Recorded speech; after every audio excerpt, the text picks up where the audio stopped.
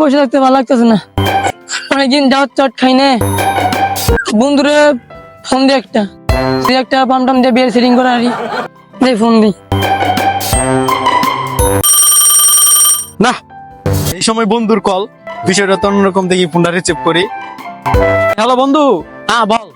হ্যাঁ বন্ধু, কই তুই? কি কই আছিস তুই? আচ্ছা আইতাছি। আচ্ছা তারা। ও আচ্ছা আচ্ছা, তাড়াতাড়ি আয়, আমি যাই বসে আছি, তাড়াতাড়ি আয়। আচ্ছা ঠিক আছে।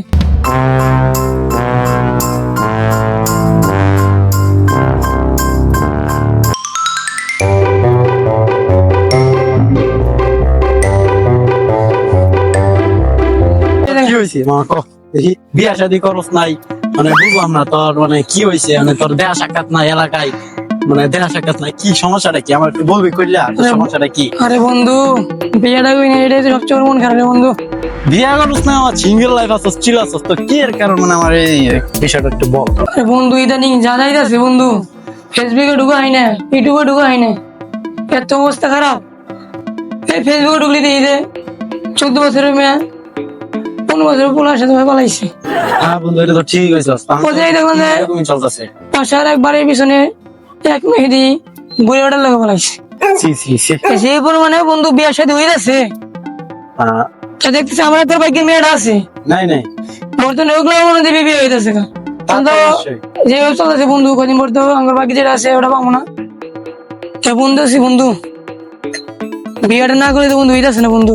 বন্ধু বিয়া করে ফেলা বন্ধু, আমারটা তো পরে বন্ধু, তোর যে অবস্থা, তোমার তো অনেক বড় তুই, হ্যাঁ তোর আগে আমার বিয়ে করা যায়?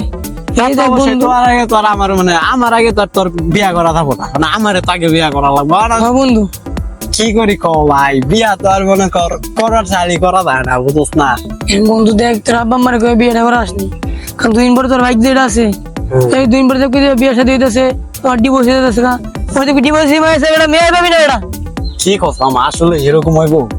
কইস না বন্ধু, এই জন্য তো আমি চিন্তা আসছি রে বন্ধু। আরে ভাই, আমি তুই সবাইকে ভাইবা দেখি নাই, সেটা তো এরকম হয় তাহলে তো আমি ঘাস খাবো, তাহলে তো আমার বিবাহে তুমি বিয়া করা লাগবে। হ্যাঁ বন্ধু, এই জন্য তুমি তাদের বিয়ে করে আলা, বুঝছ না বন্ধু? তাহলে মনে বান্তির মেয়ে বিয়ে করাবি। আরে বন্ধু, তুই তো একদম ঠিক কথা কইছস রে মামা। এখন যদি বিয়া না করি, তারপর যদি আজ আমার বিবাহে তুমি বিয়া করা লাগবো, তারপর তো আমি ঘাস খামু, পিছন যায় মারা খামু। আমার বন্ধু জেনে আঙ্কেল আন্টিরে বুঝে ব্যবস্থা করিস নি, যা তাদের যা যা। কটা বাজে? 10 মিনিটের জন্য যাবো। তাদের যা বন্ধু, তাদের বিয়ে যাওয়াতে নিয়ে বন্ধু, আমার আগে সবার আগে বিয়ে যাওয়াতে দিস। আরে মামা, তুই চিন্তা না, সবার আগে তোর আমি। আচ্ছা আচ্ছা ঠিক আছে, গেলাম।